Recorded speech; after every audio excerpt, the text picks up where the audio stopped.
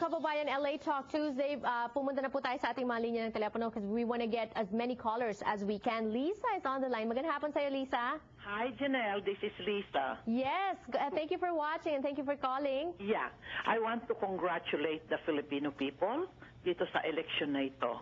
Alam mo, naging matured na ang mga Pilipino. Hindi na sila kagaya ng nabibili na lang ang boto nila. Why do you think that is? Kasi, well, siguro naging matured na sila na hindi na nila binebenta yung boto nila at gusto nila iboto yung talagang nasa puso nila, hindi yung binayaran lang sila. Alright. Hindi ka mukha ng mga, okay, no matter what, na magdala ka pa ng isang katerba ng mga showbiz people, may mga giling-giling girls, whatever.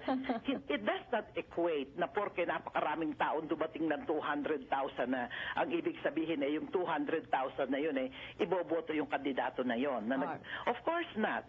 Ang mga tao ngayon ay naging matured na. Okay. At I also want to congratulate, alam mo, ang mga watchdog na mga the young people na sila ay nagbantay talaga. Okay. So that siguro hindi na sila nakagawa ng mga magic na bawas dagdag. I congratulate these young people. Talagang sila ang sila ang pag-asa ng bayan natin, ang mga bata. All right. Thank you so much.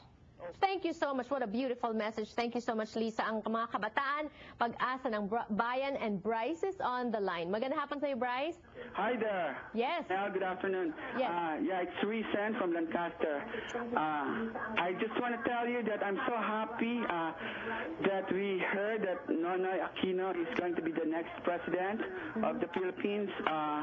You know, I've been sorry for our country. I've been here for 23 years, but I haven't been back since because I don't want to see corruption there. But now that I think he's going to be the president, I think I'm going to. It's just sad to say that, you know, people that, you know, run the country in the past have done a very, very shameful job. But I'm so grateful now that Nonoy is going to continue what Ninoy, you know, had dreamed for the country. Right. I think, you know, to be honest with you, I think we don't have enough time. I have to say goodbye, but thank you so much for that very hopeful message. I guess the theme is hope. Ngayon, meron na po tayong paraan ng pagbabago, but we also need to do our part. Thank you so much for watching Kababayan LA. I'll see you again tomorrow.